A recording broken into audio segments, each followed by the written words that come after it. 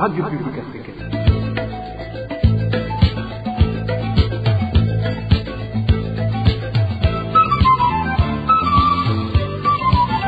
Radio Publique Africaine.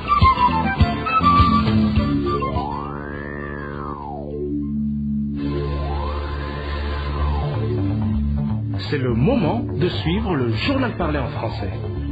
À la présentation, Josiane Mouzaneza. Au sommaire de cette édition, les politiques burundais encore au pays dénoncent les enseignements et formations dispensés au Dimbonirakure, desquelles formations visent à les dresser contre tout opposant jusqu'au meurtre. Dans ce journal, vous suivrez la réaction de Léonce Ngendakumana, vice-président du parti Sawanya Frodebo.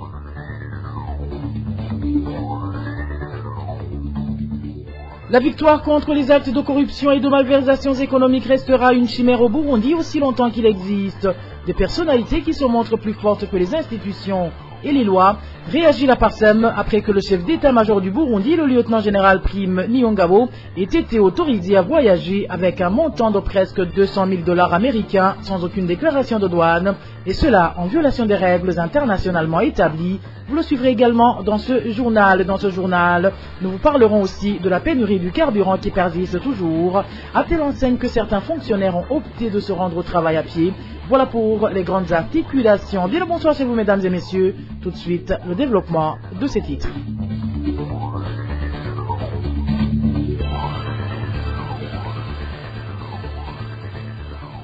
Bonsoir, ouvrons ce journal par cette page sécuritaire où les réunions de la jeunesse du parti CNDD-FDD, les sensibilisant à se débarrasser des membres des partis de l'opposition, sont une réalité et ne datent pas d'aujourd'hui au Burundi. Confirmation de Léonce Ngendakumana, vice-président du parti Sawanya Frodebo. Léonce Ngendakumana qui trouve que la politique du parti au pouvoir entraîne droit le Burundi dans la haine et la désolation. Suivez plutôt Léonce Ngendakumana, il est vice-président du parti Sawanya Frodebo. Croire à tort que de telles pratiques les porteront au pouvoir en 2025 ou en 2027, en passant dans ces voies, ils se trompent beaucoup. Ça, c'est ne pas tirer la leçon de notre douloureux passé. La voie des assassinats, la voie de la torture, de la violation des droits fondamentaux de la personne humaine ne conduisent qu'à des pleurs, ne conduisent qu'à la haine, ne conduisent qu'à la mort et à l'exil. Torturer une personne moralement et physiquement, l'arrêter, l'assassiner, uniquement parce que vous ne partagez pas les mêmes idées, le même parti politique, la même région, la même ethnie, c'est une absurdité, c'est une ignorance totale.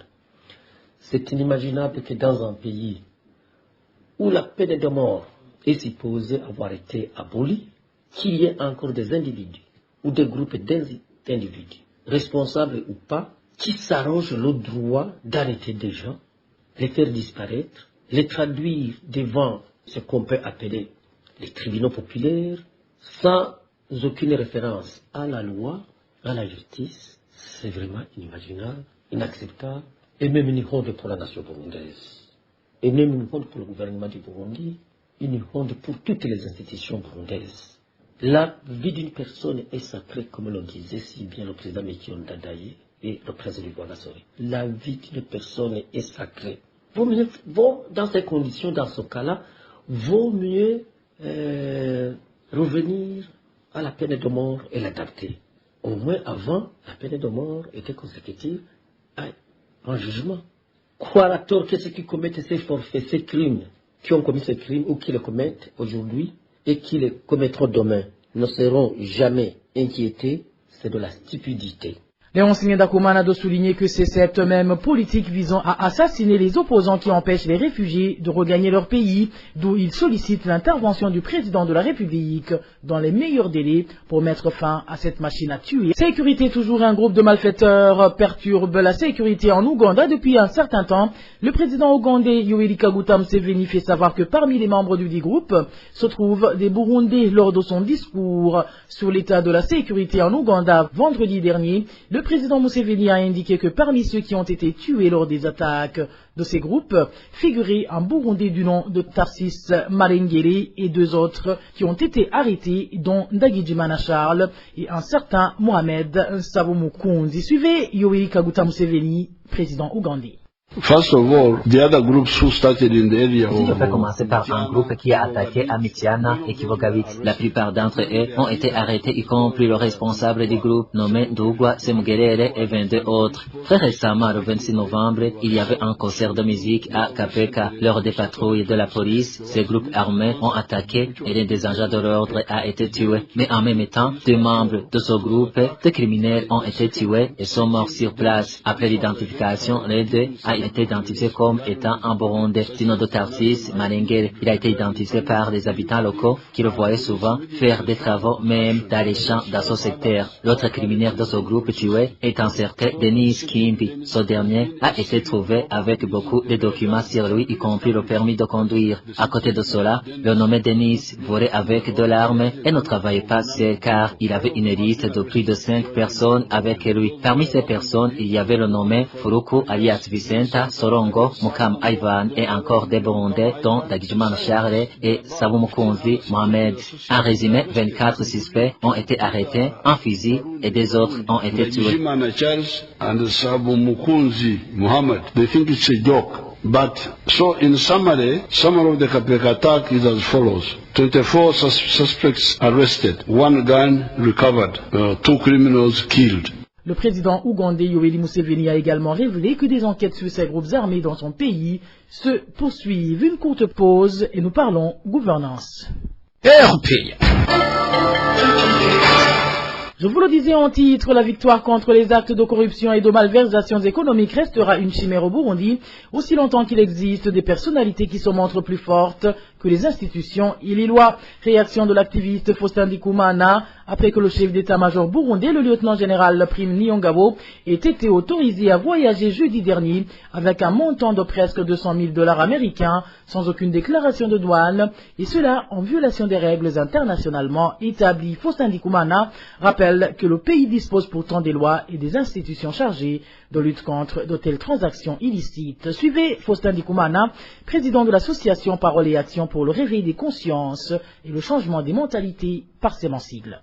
Et normalement, les lois anti-blanchiment des pays interdisent justement des transactions illicites, des voyages, des billets, à devises d'un montant aussi élevé, parce que normalement les transactions se font à travers le secteur bancaire. S'il y a lieu que ces transactions se fassent par des billets, il faut une déclaration à partir d'un certain montant. J'imagine que le Burundi aussi, actuellement, nous avons une loi anti-blanchiment. Le Burundi a mis sur pied une série nationale de renseignement financier. Maintenant même, on a mis un secrétariat permanent attaché à cette cellule pour suivre au quotidien de telles transactions des activités illicites. J'imagine que alors, quand on a déjà une loi et une institution qui doit se saisir de tels cas, il devait donc faire son travail. On voit que cet engagement au plus haut sommet de lutter contre la corruption de la part même du président, mais ce que nous voyons, c'est que les lois et les institutions n'ont pas assez de force pour agir. Ce sont les instruments des mieux outils à lutter contre la corruption. Les lois en état de droit, personne n'est au-dessus de la loi, et des institutions fortes avec des moyens pour agir. C'est là où vraiment on pourra aboutir à cette élite, venir à bout de ce combat contre la corruption qui gangrène vraiment actuellement le fonctionnement des sphères de l'État. Gouvernance toujours, les habitants de différentes provinces qui d'habitude demandent les documents de voyage de type passeport sur les guichets uniques de ces provinces indiquent qu'il y a plus d'un mois que ce service n'est plus accessible. Ceux qui veulent voyager sont obligés d'aller au commissariat général des migrations à Bujumbura. Ces derniers affirment toutefois que les passeports à Bujumbura ne sont délivrés que pour les cas urgents. Les détails avec Elvis Niomongue. Le guichet unique du commissariat général des migrations se trouva dans certaines provinces du Burundi avait été implanté dans l'objectif de minimiser la distance parcourue par les demandeurs de passeport pour se rendre à Bujumbura. Toutefois, nos sources font savoir que ces guichets ont arrêté de recevoir ces demandeurs. Cet habitant de la province de Gitega affirme qu'ils ne sont plus reçus dans les bureaux provinciaux des migrations. C'est la vérité. Il y a environ un mois, Korer a intimé l'ordre de ne pas traiter les cas de demande de passeport. C'est vrai. Même situation qu'en province Ngozi, cet habitant fait savoir que Même à Bujumbura, c'est les cas urgents sont traités. Tout s'est arrêté à Bujumbura comme à l'intérieur du pays. Le seul endroit qui reste, c'est Bujumbura. Mais là aussi, ce n'est pas tout le monde qui est servi. Tu dois présenter une photocopie d'ordre d'omission pour être servi. Il reste peu de livrets pour les urgences. Toutes les initiatives entreprises par les autorités du commissariat général de migration n'ont pas abouti. La population indique que non seulement ce guichet unique ne fonctionne plus, mais également personne ne demande plus en ligne de papier de voyage de type public et même ceux qui vont directement au commissariat général de migration rentrent bredouilles. Elvis Nyong'Ongeri, hors de nos frontières, le gouvernement tanzanien devrait avoir honte de violer sciemment la Convention de Genève en chassant les réfugiés burundais qu'il héberge depuis 2015 dans le seul but de satisfaire le gouvernement burundais. C'est du moins l'avis de Vital Nshimirimana, président du Forum pour le renforcement de la société civile, force en sigle. Pour Vital Nshimirimana, il est permis que l'on chasse individuellement un réfugié, mais le refoulement collectif est contre les conventions. Je vous propose d'écouter Vital Nshimirimana. La cessation du statut de réfugié se fait sur le plan individuel parce que le statut de réfugié lui-même est donné après analyse au cas par cas. Donc, prétendre que la République unie de Tanzanie, à un moment, ayant constaté que la situation politique, sécuritaire et autres s'est améliorée sur le territoire burundais, peut décider de terminer le statut de réfugié pour les réfugiés burundais. Ceci est contraire au traité qui concerne cette matière. Donc, les propos du représentant de l'État tanzanien n'ont pas de base légale, n'ont pas de raison d'être et sont décousus de la réalité que au Burundi, tout le monde sait que les crimes continuent. La peur qui a motivé la fuite massive des centaines de milliers de Burundais persiste, les crimes continuent. Le même État qui terrorise et tue sa population continue ses pratiques, comme le confirment beaucoup de rapports des organisations de défense des droits humains, mais aussi le rapporteur spécial des Nations Unies sur le Burundi. Cet activiste burundais demande au gouvernement tanzanien de lire les conventions qu'il a lui-même ratifiées, notamment celle de l'ONU en rapport avec les réfugiés. Encore une fois, Vital Nshimirimana. Les propos du représentant de l'État tanzanien au sujet de la cessation du statut de réfugié, et des propos qui sont contraires aux instruments internationaux en la matière, en l'occurrence la Convention des Nations Unies sur les réfugiés, ainsi que la Convention de l'Union africaine portant sur la même matière. Nous savons que chaque État peut librement analyser et statuer sur l'octroi du statut de réfugié pour tout demandeur d'asile qui s'installe sur son territoire. Il le fait en vertu de ces conventions, mais aussi en vertu des lois nationales, en l'occurrence la Constitution ou d'autres lois qui organisent la matière. Concernant la cessation du statut de réfugié, un réfugié cesse d'être qualifié comme tel quand il décide de rentrer librement sur le territoire de l'État qu'il a fui, ou la deuxième raison, c'est lorsque le réfugié vire du statut de réfugié au statut d'un national, ça veut dire qu'on lui accorde la nationalité. Ceci est organisé dans beaucoup de pays occidentaux notamment. La troisième raison, c'est lorsque le demandeur d'asile, dans sa demande, il a utilisé de fausses déclarations, de fausses informations qui s'avèrent à un moment qu'elles étaient fausses et que cette personne aurait commis des crimes de droit commun. À ce moment, s'il a commis un meurtre ou un autre crime extrêmement grave, il peut être déchu du statut de réfugié et expulsé du territoire de l'État d'asile. C'est uniquement les trois raisons qui peuvent conduire à la cessation du statut de réfugié. Pour rappel, dans sa descente dans les camps des réfugiés burundais en Tanzanie, Soudimwa Kibasi, commissaire chargé des réfugiés au ministère tanzanien de l'Intérieur, avait dévoilé le projet du gouvernement tanzanien de retirer le statut de réfugié aux Burundais hébergés sur son territoire. Pour le gouvernement tanzanien, les raisons qui ont poussé les Burundais à fuir le pays ne sont plus.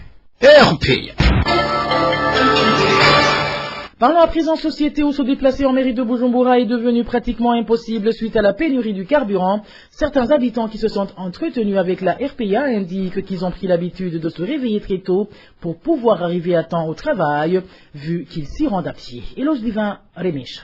Certains habitants de la capitale économique Bujumbura révèlent que c'est le carburant de type essence qui manque beaucoup ces derniers jours par rapport au mazout. Souvent, d'aucuns passent en vain 2 jours successifs à la recherche du carburant, affirment toujours nos sources. Ainsi, des bousculades se remarquent au niveau des stations qui obtiennent ce produit, comme le témoigne cet habitant qui était ce matin à sa recherche. Je musti habituellement à la station-service se trouvant en bas du lycée d'Irak Tanganyika, tout près des enceintes de la Blahoudi. On a y évoqué le carburant. Venez d'arriver à cette station et nous nous sommes pressés de venir. Mais déjà, il y a plusieurs personnes. Le plus étonnant, c'est que déjà, ces personnes se bousculent alors que même la distribution n'a pas encore commencé. Certains habitants qui vaquent à leurs activités quotidiennes au centre-ville font savoir qu'ils éprouvent des difficultés pour y arriver. La marche à pied en provenance de différentes localités de la mairie de Bujumbura est ainsi devenue une routine. C'est vraiment très difficile pour arriver au travail. Les gens s'arrangent avec les moyens possibles à leur disposition. Cela sous-entend la marche à pied. Si par exemple, tu quittais auparavant la maison à 6h30, tu dois maintenant partir au travail à 5h du matin et marcher très vite pour ne pas être en retard. Franchement, c'est une situation très difficile. Ces habitants de la mairie de Bujumbura demandent ainsi au gouvernement de trouver une solution durable à cette pénurie de carburant qui semble interminable selon eux. Éloge Divin, Remecha, dans le panier de la ménagère, nous vous parlerons aujourd'hui du charbon, une des denrées de première nécessité qui sont très chères ces jours-ci. La population de différentes localités du pays qui s'est entretenue avec la RPA indique que le prix du charbon a sensiblement grimpé, au point que dans certaines entités, un sac de charbon a été haussé de plus de 10 000 francs burundais. Les détails avec Onésime de Chimagit. Le charbon est un combustible qui sert pour la cuisson des aliments à plusieurs ménages burundais. Les habitants de différentes provinces qui se sont entretenus avec la RPA indiquent que ce produit de première nécessité est devenu de plus en plus cher. Les habitants de la province de Gitega indiquent que le prix d'un sac de charbon a été majoré de plus de 10 000 francs burundais dans un délai de 4 mois seulement. Le charbon est devenu très cher depuis le mois de septembre. Avant, le sac coûtait 14 000 ou 15 000 francs burundais. Le plus cher ne dépassait pas 17 000 francs, mais actuellement, il s'achète à 25 000 francs burundais. Pour ceux qui achètent le charbon par détail, une mesure qui coûtait 300 francs a été majorée pour 1000 francs burundais et c'est une quantité vraiment très petite. La situation est presque la même à mairie de Bujumbura. Les prix du charbon ont grimpé. Les citadins indiquent qu'un sac de charbon coûte actuellement 70 000, alors qu'auparavant, il coûtait moins de 55 000 francs burundais. Pour ceux qui achètent le charbon sur détail, ils indiquent qu'ils n'ont plus rien à dire. Aujourd'hui, le charbon qui s'achetait à 500 francs burundais a été majoré pour 1000 francs burundais et pour la mesure qui s'achetait à 1000 francs, actuellement, elle coûte 2000 francs burundais, tandis que celle de 2000 s'achète aujourd'hui à 5000 francs burundais. C'est vraiment très grave. En province de Makamba, selon les habitants de la dite province, les prix de charbon ont été doublés. Chez nous à Makamba, précisément à Mabanda, on vend le charbon par kilogramme. Le kilo coûtait 300 francs burundais, mais aujourd'hui ça coûte 600 francs. Le prix a doublé depuis les 4 mois derniers. C'est très dommage. La RPA a aussi cherché à connaître comment sont les prix du charbon en province de Bubanza. Les habitants de la dite province nous ont indiqué qu'un sac de charbon coûte aujourd'hui 22 000 francs burundais, alors qu'auparavant, il coûtait une somme comprise entre 15 000 et 18 000 francs burundais. Merci à toi Onésime Douchima Guidé. C'est par ici que nous mettons fin au journal en français de ce mardi 6 décembre 2022. Merci à vous qui nous avez prêté une oreille attentive. Merci également aux équipes rédactionnelles et techniques pour leur franche et parfaite collaboration. À la présentation de ce journal, vous étiez avec Josiane Mouzaneza. Passez de bons moments chez vous. Au revoir.